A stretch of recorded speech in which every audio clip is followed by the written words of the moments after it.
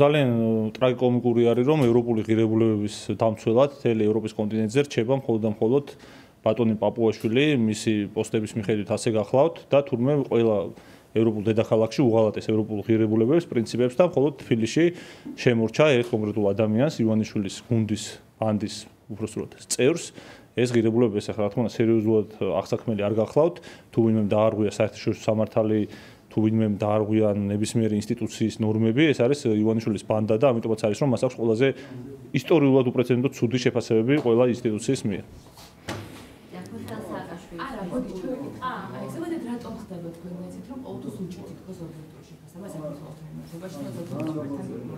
აი, როგორ კითხოს ვისვამთ, იცი, აი, ხოცი უნდა ვიყო, რომ მაგ ლოგიკით გიპასუხოთ და ანუ ხო შეიძლება რომ ისეთ ნეიტრალურად დასვათ შეკითხვა, როგორც არა თქვენ ხოით რო არ ვარ ხოცი და ამიტომ ცოტა ნეიტრალურად რო დასვათ შეკითხვაში ხო შეგიძლიათ. ანუ ისეთ რაღაცას მეუნებით, რომ ეგ რომ ჯეროდეს უნდა ვიყო ხოცი, მაგის ჯერა ოცნების ამორჩევლის მცირე ნაწილს, დაჟე. ანუ ყველასაც არ ჯერა და ანუ ამიტომაც ეხა ეგეთ რადიკალი ხოცი რო ვარ, ალბათ ხვდებით. ამიტომაც ცოტა ნეიტრალურად დასვით. ანუ კი არ ვერევი, მაგრამ მართლა უბრალოდ ისეთ დაშვებას აკეთებთ, რასაც ხოიცით რო არ ვეთანხმები და აი მაშინ რა არის მიზეზი, რის გამოც არ აკეთებს ამერიკანი ბრიუსელი განცხადებებს 4 ოქტომბრის მოვლენთან დაკავშირებით. რასთან დაკავშირებით? აი 4 ოქტომბრის მოვლენთან. ანუ განცხადება გაკეთდა უკვე ძალიან ბევრი ევროპელი ასე ვთქვათ კოლეგის მიერ, რაც შეეხება ახლა დაგმობაზე, როცა ითხოვს ხოლმე ივანიშვილი და მისი ბანდა ბოლო წელიწადზე მეტია ქვეყანაში რაც მოხდა, ახლა ოცნების გამოსახედიდან არ გეუბნებით, ანუ მთელი დასავლური სამყაროს, ქართული საზოგადოების დიდი ნაწილის გამოსახედიდან, კონსტიტუციურ გადატრიალებას, არ ვიცი, ქართული ხალხის ეროვნული ინტერესებს და კონსტიტუციის პირდაპირ დარღვევას აქვს ადგილი ფაქტობრივად ყოველდღიურ რეჟიმში, ამიტომაც ამ სპირალში რო ქვეყანა აღმოჩნდა, ყველა აბსოლუტურად არათუ ადანაშაულებს, ანუ ფაქტია, რომ აი ამ სპირალში მოქცევა ქვეყნის დაკავშირებული არის ივანიშვილის კონკრეტულ გადაწყვეტილებებთან, ხო? არჩევნების გაყალბებასთან, ევროპული ინტეგრაციის კურსის შეჩერებასთან, რეპრესიულ კანონებთან, ადამიანების უკანონოდ დაპატიმრებასთან. ამ ყველაფრის შემდგომ არავინ არ არის აბსოლუტურად ივანიშვილის გარდა, კიდევ ერთხელ მე და მისი წევრების გარდა, რომლებიც ვინმე სხვას ადანაშაულებდნენ აი ამ ყველა მოვლენაში, რაც გამართარდა საქართველოში.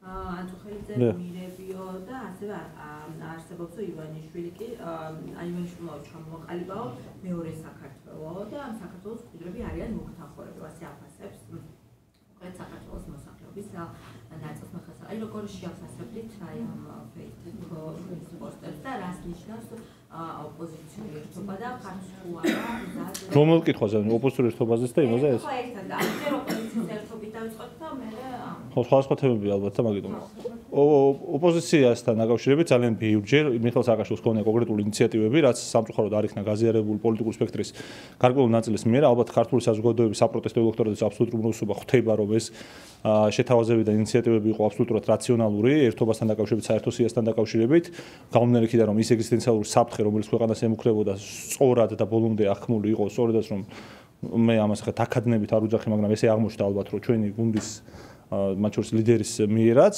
ამიტომაც მომავალში აწყობშიც და წარსულშიც უმჯობესი იქნებოდა, არის და იქნება, თუ მოხდება შეიძლება დღარ გაჩვენდება და ეს თემა ფიჩარდო. ეხლა გამოჩნდებოდა ეხლა რა ხმა შემოვიდოდა, მაგიტომ გავჩერდია რა? ხო, თავიდან ვიწყებ. ან გავგზავნოთ ან ხო, თავიდან დავიწყებ, მოვიდა. მოკეთ პასუხობთ ამ კი. კი. მიხეილ სააკაშვილს აღმოჩნდა და ალბათ უკვე საზოგადოების უდიდესი ნაწილი დარწმუნდა, რომ ხონდა აბსოლუტურად რაციონალური და სწორი შემოთავაზებები მთელი ამ წლების მანძილზე ერთობასთან დაკავშირებით. აღმოჩნდა, რომ როგორც საერთო სია, ისე სხვა მსგავსი ტიპის შემოთავაზებები იყო დიახაც შესაბამისობაში იმ რეალობასთან, რაც არსებობს ქვეყანაში, ანუ ეგზისტენციალური საფრთხე, რომელიც ჩვენს ქვეყანას ემუქრებოდა, ალბათ საუკეთესოდ მაინც აღქმული იქნა, ოღონდ ამას დაკადნებით არ უძახი, სწორედ რომ ჩვენი გუნდის და მისი ლიდერის მიერ. ამიტომაც როგორც აწყობში, ისე წარსულში, ისე მომავალში, რა თქმა უნდა, იქნებოდა უმჯობესი, არის უმჯობესი და იქნება უმჯობესი, რომ მაქსიმალურად კონსოლიდირებული ვიყოთ მათ შორის საერთაშორისო ფრონტზე. და ანუ არის გაქვთ რა რამე გიქმა კონსოლიდაცია. არა, გარკვეული ერთობები, გარკვეული ერთიანი მონახაზები არსებობს მათ შორის ყოველთვის არსებობდა რაღაც გარკვეული ერთიანი, ასე ვთქვათ, ქმედებებიც, როგორც ქვეყნის შიგნით ქვეყნის ფარგლებს გარეთ და ამიტომაც ახლა ვფიქრობ, რომ მომავალშიც წესი არ უნდა იყოს ესეთ რამ პრობლემა. და დაყოფაზეც რომ დაყოფაზე გეტყვით კი. მე ვფიქრობ ბატონი სააკაშვილი ამ შემთხვევაში გულისხმობდა არა კონკრეტულად ყველა იმ ადამიანს, რომელიც მაგალითად ივანიშვილს უჭერს ხარს, არამედ უშუალოდ იმ ადამიანებს, რომლებიც ივანიშვილის ამ რეპრესიული აპარატის წარმომადგენლები არიან და ივანიშვილის ასე ვთქვათ სისტემის ნაწილები არიან, თორე ხა რა თქმა უნდა ჩვენი როგორც პოლიტიკური ძალის მიზანს წარმოადგენს, რომ ყველა ქართველისთვის იყოს უკეთესი საქართველო და მათ შორის მეც ესე აღვიქვამ, რომ რა თქმა უნდა საქართველოს ყველა მოქალაქე ხა ჩემთვის ის პროპაგანდით არის გაბრუებული, არ არის გაბრუებული, არის მნიშვნელოვანი და რა თქმა უნდა მე ვხედავ პოტენციალს, რომ საქართველოს ყველა მოქალაქე იყოს ჩართული აი დემოკრატიული ძლიერი საქართველოს პროექტში. თუმცა რა თქმა უნდა ის ადამიანები, რომლებიც ფაქტობრივად აწლეულია უკვე პოლიტიკაში იმყოფებიან და უფრო მეტია და პირდაპირ არიან ჩართულები ჩვენი ქვეყნის ეროვნული ინტერესების საბოტაჟში და მუდმივად იყვნენ ხოლმე ასე ვთქვათ ისტორიის არასწორ ხარეს ან ყოველ შემთხვევაში ასრულებდნენ ხოლმე უკანონო ინსტრუქციებს ამ ადამიანებისგან მაღალი მოლოდინი სამწუხაროდ არ გვაქვს. დავსავკითხოთ, რაში დაჭერდა ივანიშვილს ოპოზიციის? აუ ტურავაზე უნდა მეპასუხა ფორმულასთვის ეგ დამავალს. ოპოზიციის ლიდერების წინააღმდეგ სისხლის სამართლის დევნის დაწყება და გაქვთ თუ არა მოლოდინი, რომ შემდეგი იქნება სალომე ზურაბიშვილი და ელჯევა. Ну, რა თქმა უნდა, როდესაც ვსაუბრობთ ივანიშვილის რეპრესიებზე, ივანიშვილს უნდა დიქტატურის დამყარება. მან 29 აპრილს ღიად განაცხადა, რომ ის ამყარებს ქვეყანაში დიქტატურას და დიქტატურისთვის საჭიროა, რომ ყველა ოპოზიციონერი, ყველა კრიტიკული ორგანიზაცია, არასამთავრობო ორგანიზაცია და აბსოლუტურად ყველა კრიტიკული პირი თუ ორგანიზაცია იყოს გარკვეულწილად დევნის ქვეშ. ზოგი დაყადაღებული იყოს, ზოგი არ ვიცი ხა დაჭერილი იყოს, ზოგი ემიგრაციაში იყოს გახიზნული. ეს არის რა თქმა უნდა ავტოკრატიის კლასიკა, ამიტომაც არაფერს არ გამოურიცხავთ არც ერთ აქტორთან მიმართებაში. აუ ფორმულას კი ხوش დავაუზა ნანომ დამისვა იმ ტურავაზე. ხო, უნდა უპასუხო. ხო, ეხლა ალბათ ხო, გადაცეთ, ხო? ბატონ ტურავასთან დაკავშირებით ვიხილოთ, რომ მან გააკეთა გარკვეული ახსნა თითქოს ბოლო თვეების მანძილზე ისე ამ თანამდებობას იკავებდა, მათ შორის აღმასრულებელ ხელისუფლებაში და იყო ასევე რედაქტორი საერთაშორისოც, ამიტომაც რატო მოხდა მანამეც ეხა მაშინ ეს უნდა ახსნას და რატო არ მოხდა რამდენიმე თვის წინ და ზოგადად რა თქმა უნდა კითხვის ნიშნები ჩდება კი არა ყველა დარწმუნებულები ვართ, რომ ის ადამიანები, რომლებიც აფილირებულები არიან ივანიშვილთან, ვეღარც ერთ პრესტიჟულ, ასე ვთქვათ, თანამდებობას და პრესტიჟულ, ასე ვთქვათ, როლს ვეღარ მოირგებენ დასავლურ სამყაროში, იმიტომ რომ დასავლურ სამყაროში ივანიშვილი არის აბსოლუტურად მიუღებელი პოლიტიკური პერსონა და მთელი მისი გუნდი. ბოდიში რასთან უგასავთ რა? არა, ხო, მითხარით რომელ კი. გავიგე. როდესაც კონკრეტული ან წარმოიდგინეთ ქვეყანამ საქართველომ არამხოლოდ დღეს, არამხოლოდ ამ 10 ქვეყნის შეფასების დროს, არამედ ზოგადად განაცხადა ძალიან ბევრმა ევროპელმა ჩვენმა კოლეგამ, რომ ეს არის ისტორიაში უპრეცედენტო უარყოფითი ანგარიში, რომელიც გამოქვეყნებულა ყველა აი ამ სტატუსის, კანდიდატის სტატუსის მქონე ქვეყნის მიმართ. ანუ ასეთი რამ მოახერხა ივანიშვილმა და ასეთი უპრეცედენტოდ უარყოფითი კონტექსტში შევიდა ჩვენი ქვეყნის ევროპული ინტეგრაცია ისტორიაში, ხო? ჯერჯერობით სამწუხაროდ და ეს გამოწვეულია იმით, რომ ივანიშვილის გაცხადებები, მისი გუნდის რიტორიკა არის ანტიდასავლური ისტერია, ჩვეულებრივი, იგივე ანალოგიები არის, აბსოლუტურად იგივე ანალოგიები არის მხოლოდ კრემლის გაცხადებებში, ნარატივებთან დაკავშირებით, მათ შორის კანონები, რომელიც მიღებული არის სამოქალაქო პოლიტიკური უფლებების შესაზღუდად და არა იმისთვის, რომ უფრო მეტად თავისუფალი იყოს სამოქალაქო პოლიტიკური კუთხით ქართული საზოგადოება. ამიტომ ეხლა რა თქმა უნდა, ყველა განცხადება, ყველა ანგარიში არის აბსოლუტურად რეალისტური და უბრალოდ ფაქტის კონსტატაციას ახდენს. აი ნახეთ, ეს რომ თანამედროვე ევროპა რა თქმა უნდა მიჩნდება ძალადობის არამედ ღიად დგას მიზავადების საფასო. ხო, არა, იცით რა. ეს არის სრულიად რა თქმა უნდა, კიდევ ერთხელ ვიმეორებ, რუსულ ნარატივებში ატოჯდება ყველა განცხადება, რომელსაც ივანიშვილის ბანდის წევრები აკეთებენ. აი მაგალითად გუშინ წინ ლავროვის განცხადება ვიხილეთ, რომელიც გლობალურ ომის პარტიაზე საუბრობდა, რომელიც ბრიუსელის და ლონდონის სახით აიძულებს ვაშინგტონს თურმე ჩაერთოს მაინც ამ გლობალური ომის პარტიის ქმედებებში. ვინ აკეთებს ამ განცხადებებს გარდა ივანიშვილის ბანდის წევრებისა? მხოლოდ ლავროვი, ხო? და კრემლის წარმომადგენლები. ვინ საუბრობს იმაზე, რომ თითქოს და ევროპა არის ქცეული ძალადობის წამახალისებელ, ასე ვთქვათ, ერთობად, ხო? რა თქმა უნდა, მხოლოდ კრემლის წარმომადგენლები და რა თქმა უნდა, მხოლოდ მათ შორის ივანიშვილის ბანდის წარმომადგენლები. ეს ყველაფერი საბოლოო ჯამში ხაზს უსვამს ერთ მარტივ ფაქტს, რომ ივანიშვილი და მთელი მისი გუნდი არის სრულ თანხმედრაში კრემლის ნარატივებთან და მათ შორის ეს მესიჯიც, რომელზეც თქვენ საუბრობთ, არის აბსოლუტურად უბრალოდ გამეორება იმისა, რასაც პუტინის გარემოცვაში იძახიან.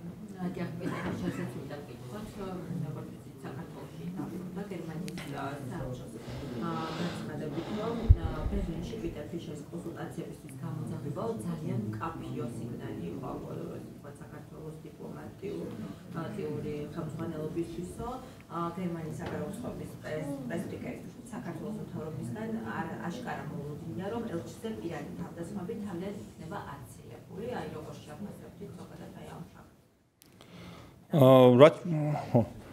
რაც შეეხება ბატონ ფიშერთან დაკავშირებულ, ასე ვთქვათ, აი ამ თელ საგას, აქ იკვეთება ასევე უპრეცედენტო თავდასხმა დიპლომატიური კორპუსის წარმომადგენელზე, ხა სულ რომ აბსოლუტურად ასე ვთქვათ, მიუღებელი პოლიტიკა ქონდეს საგარეო, აი დავუშვათ ამ კონტექსტშიც კი იყო უპრეცედენტო და აბსოლუტურად მიუღებელი ყველაფრიდან გამომდინარე, პოლიტიკური ეტიკეტიდან გამომდინარე, ჩვენი ტრადიციებიდან გამომდინარე, რაც ამ ელჩს უქნეს ბატონ ფიშერს გულისხმობ, იმიტომ რომ მასზე იყო ორკესტრირებული შეტევა, მიუგზავნეს ტიტუშკაც კი და ასეთი რამ საერთოდ დაუშვებელი არის ცივილიზებულ სამყაროში, რაც შეეხება მის დაბრუნებას, ჩვენ რა თქმა უნდა ამას განვიხილავთ უაღრესად პოზიტიურ სიგნალად, რომელთაც გერმანიის სახელმწიფო ზოგადად გვეუბნება რომ ისინი არაპირებენ მიუხედავად ივანიშვილის ბანდის ანტიდასავლური ისტერიისა და ქმედებებისა ჩვენი ქვეყნის მიტოვებას და ბატონი ელჩის დაბრუნებას ამ პოზიტიურ კონტექსტში არის საქმული. ოპოზიციონერის საქმეზე ვკითხავ, თვითონ ხაზრადი ჯაფარიშვილი ეს საქმე და პროცესები რომ შეუყვება. ზოგადად აი საბოტაჟის. ხო, ის რა ჩვენ კარგად გვესმოდა, ამიტომ ვამბობდით, რომ როცა ზოგიერთი ადამიანი ჯერ კიდევ იცახდა, რომ აი არაუშავს მალე გამოუშვებენ და ქონდა იმედი იმის, რომ აი დიქტატურა კი არ არის, აი რაღაც ტიპის ავტორიტარიზმი ყარდება საქართველოში, ახლა ალბათ შეეჩეხდეთ ძალიან მწარე რეალობას, რომ ივანიშვილი საქართველოში უბრალოდ აი რაც მომუნდებათ, იმ მუხლს გამოგიგონებენ, ამიტომ საბჭოთა ანალოგია ამ შემთხვევაში არის აბსოლუტურად ზუსტი. აი მაგალითად საბჭოთა კავშირის დროს საქმის შეკერვა საერთოდ არ იყო საჭირო, იტყოდი რომ ძირ გამომთხელ საქმიანობაშია ჩართული უცხო ქვეყნის ასე ვთქვათ, რაღაც საბოტაჟის ქმედებებშია ჩართული და ადამიანებს უშვებდნენ წლობით ციმბირში. აი იგივე პრაქტიკა არსებობს დღეს უკვე საქართველოში, ხო? იმის გამო რომ ოპოზიციონერი ხარ, იმის გამო რომ ჩართული ხარ ოპოზიციურ საქმიანობაში, შეიძლება უცბად აღძრა შენ წინააღმდეგ საქმე, რომელიც ითვალისწინებს საბოტაჟს, ძირის გამოთხრას, აი ამ უფრო პროპაგანდისტულ ტერმინებს და კლიშეებს და ამის მერე აღმოჩნდები ციხეში. აი ეს არის საუკეთესო საბჭოთა ტრადიციებში გაგრძელება ქვეყნის ასე ვთქვათ სამართლებრივი პოლიტიკის. აი მტკიცებულებებიც რომ გითხრათ, პროკურატურას საუბრობს და ჩვენ ხო. არა, იცით რა სანქციებთან დაკავშირებით ასევე იცით რა მე რა მტკიცებულებებს ვნახე, სიმართლე გითხრათ, ანუ საბჭოება დამჩა, რომ ეს მტკიცებულებები შეიძლება ამ ადამიანების Facebook გვერდზე შეგელოთ მოგეპოვებინათ. ანუ მტკიცებულება ნაკლებად არის ჩემთვის აი ეს ტერმინი ცოტა გადაჭარბებულად მეჩვენება, იმიტომ რომ ეს ადამიანები არ ვიცი, ხა რო კითხოთ ალბათ უმეტესობას ხა ამ ყველაფრის შესახებ რა ბრალდებებიც ბჭყალებში აქვს ისინი ანუ უბრალოდ არ ამგონია რომ მალავდნენ იმიტომ რომ ზოგიერთი მტკიცებულება მათ შორის რომელზეც საუბრობთ არის აბსოლუტურად ჩაჯარო შეხვედრებიდან როგორც ვიცი და ამიტომაც ეს ადამიანები არც არ მალავდნენ ანუ ამაშია საქმე უბრალოდ ოპოზიციური საქმიანობის გამო არიან ისინი ბრალდებულები თორემ ხა ანუ უცხო ქვეყანას ხა არც ერთი მათგანი არ მსახურებო ვის ემსახურებო უცხო ქვეყანას როგორ უნდა ემსახურებოდეს ხო საქართველოს ინტერესებიდან გამომდინარე ამოქმედებდნენ ხოლმე ისინი საერთაშორისო ასპარეზზე იმიტომ რომ დასავლეთის ინტერესი არის უფრო თავსებადი საქართველოს ეროვნულ ინტერესთან ვიდრე მაგალითად დღეს მაგალითად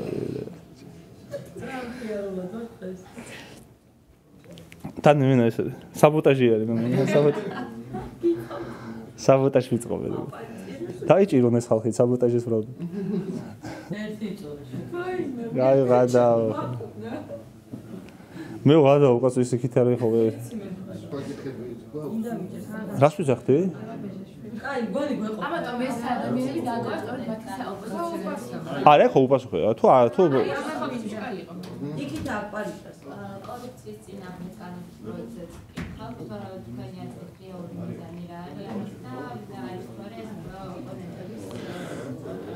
ხო, აბსოლუტურად. მე სხვათა შორის იმ დღეს ვნახე, რომელიღაც აღარ მახსოვს ზუსტად ერთ-ერთი სამართალმცოდნის სტატუსი, იურისტის სტატუსი, რომელმაც თქვა, რომ ისეთი ტიპის ავტორიტარიზმში შევედით, რომ აბსოლუტურად აზრი არ აქვს, რომელ კანონს მიიღებენ და რა იქნება შინაარსი ამ კანონის, იმიტომ რომ აბსოლუტურად ყველა ნორმა სულ რომ იყოს აბსოლუტურად კონსტიტუციური და რეალურად გამართული იყოს თავისი ასე ვთქვათ მთელი დისპოზიციით, არის ხოლმე გამოყენებული ავტორიტარული რეჟიმის ინტერესებისთვის. ამიტომაც დიდად მნიშვნელობა სიმართლე რომ გითხრათ, რომელ კანონებს მიიღებენ, ამასაც აღარ აქვს. თითქმის ეხა 1-2 წელი წინ ამას შედარებით დიდი მნიშვნელობა ჰქონდა, იმიტომ რომ სხვა სტადიაზე ვიყავით და ამას უკავშირდებოდა ხოლმე სწორედაც რომ ასე ვთქვათ, მათ შორის დიდი პროტესტიც რაც არსებობდა ქვეყანაში, ეხლა უბრალოდ მიმდინარეობს რეპრესიები და რომელ კანონს უკანონო უსამართლო სამართლიანს გამოიყენებენ, ამას უკვე დიდი მნიშვნელობა აღარ აქვს.